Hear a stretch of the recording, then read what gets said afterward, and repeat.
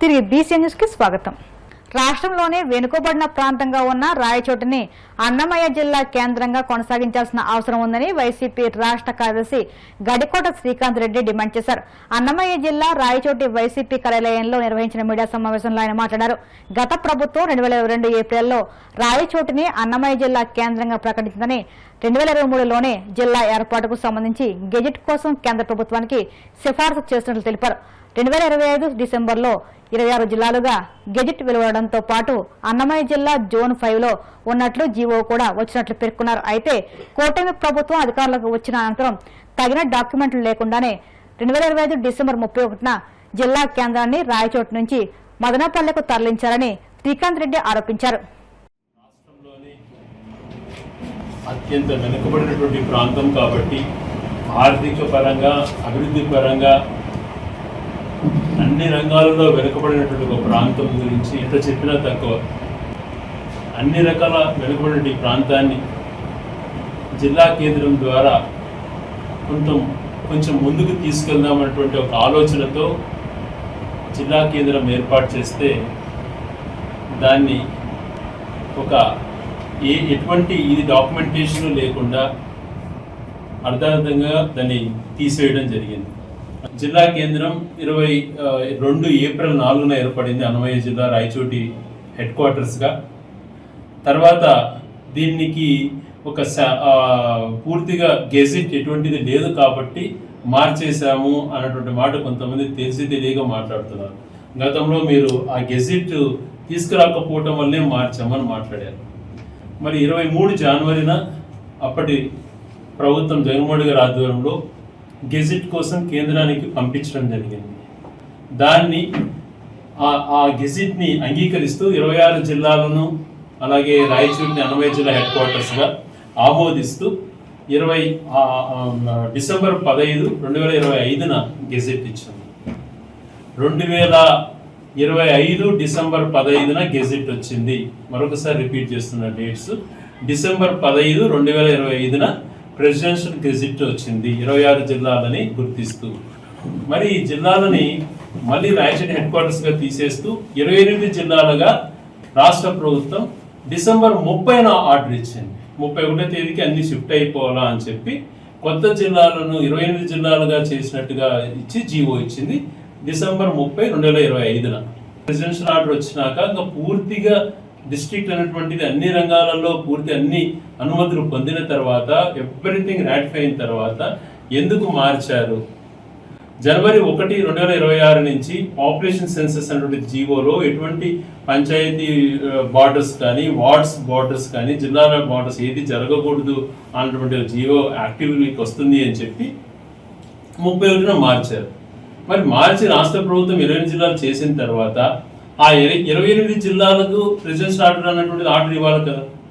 మళ్ళీ రీసెంట్గా April 26న 2026 April 26న GO number 54 వాళ్ళే ఇచ్చారు. జీవో నెంబర్ 54లో 26 జిల్లాలనే గుర్తిస్తూ వాళ్ళు ఇచ్చినటువంటి 28 జిల్లాలుగా కాదు 26 జిల్లాలుగానే గుర్తిస్తూ దాని ప్రకారంగా ఉద్యోగస్తుల బైఫర్కేషన్స్ జరగాలి, లోకల్ క్యాడర్స్ అన్ని కూడా దాని ప్రకారమే జరగాలి అని చెప్పి వాళ్ళు జీవో ఇవ్వడం జరిగింది. GO number 54.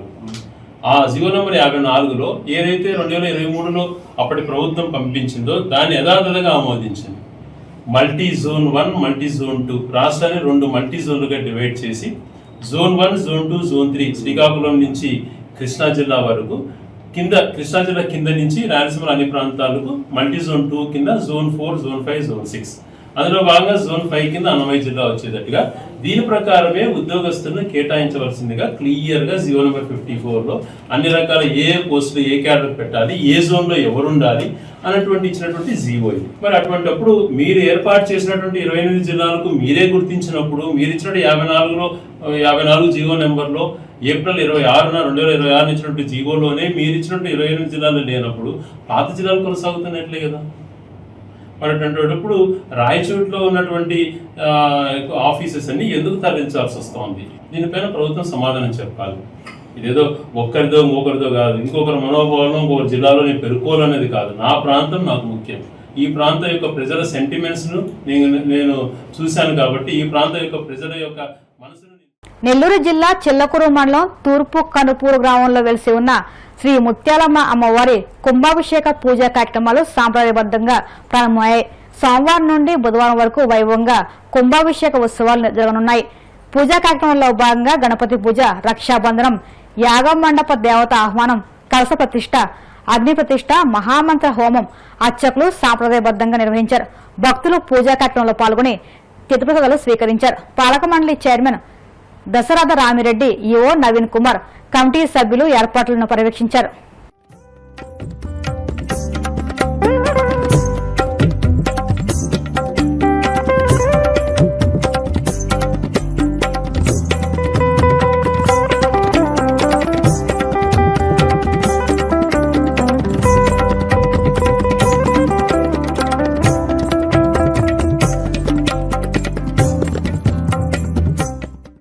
ఏలూరు జిల్లా భీమడోలు మండలం గుండుగోలు శ్రీ సీతారామ స్వామి ఆలయంలో 52వ వార్షిక పవిత్రోత్సవ వేడుకలు వైభవంగా కొనసాగుతున్నాయి.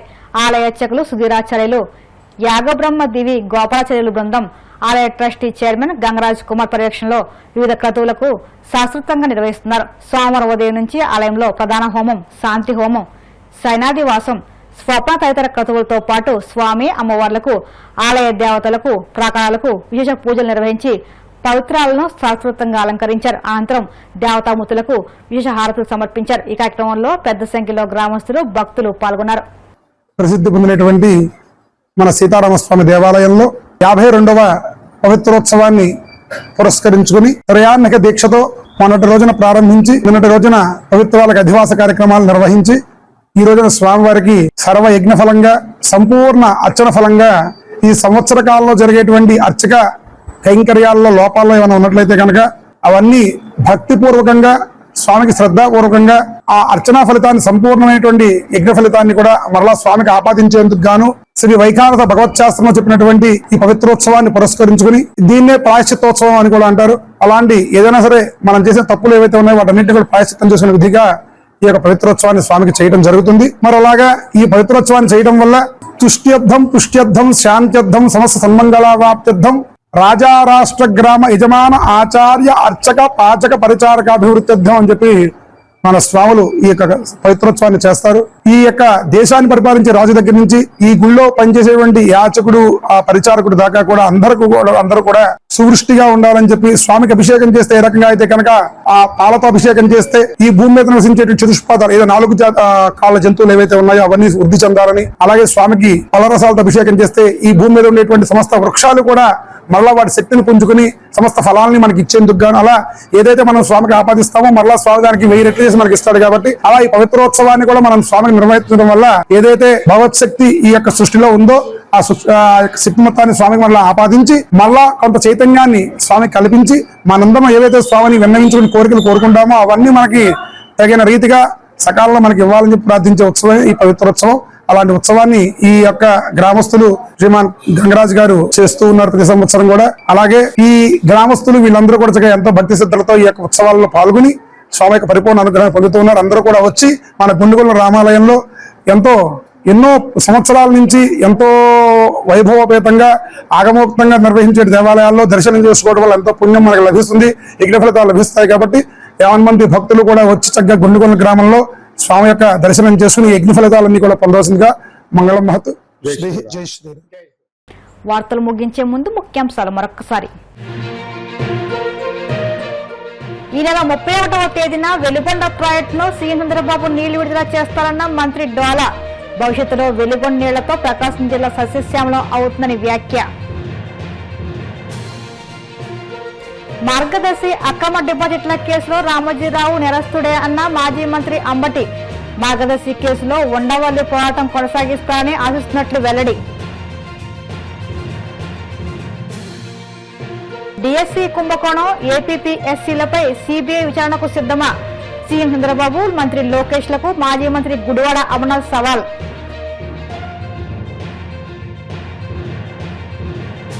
తూర్పు కనుపూరు శ్రీ ముత్యాలమ్మ అమ్మవారి ఆలయంలో వైభవంగా కుంభాభిషేక పూజ కార్యక్రమాలు. అధిక సంఖ్యలో పాల్గొని తీర్థప్రసాదాలు స్వీకరించిన భక్తులు. ఈ వార్తలు సమాప్తం. మరిన్ని వార్తల కోసం BCN digital YouTube channel, Facebook పేజీని ఫాలో అవ్వండి. అప్డేట్ వార్తల కోసం ప్లీజ్ సబ్స్క్రైబ్.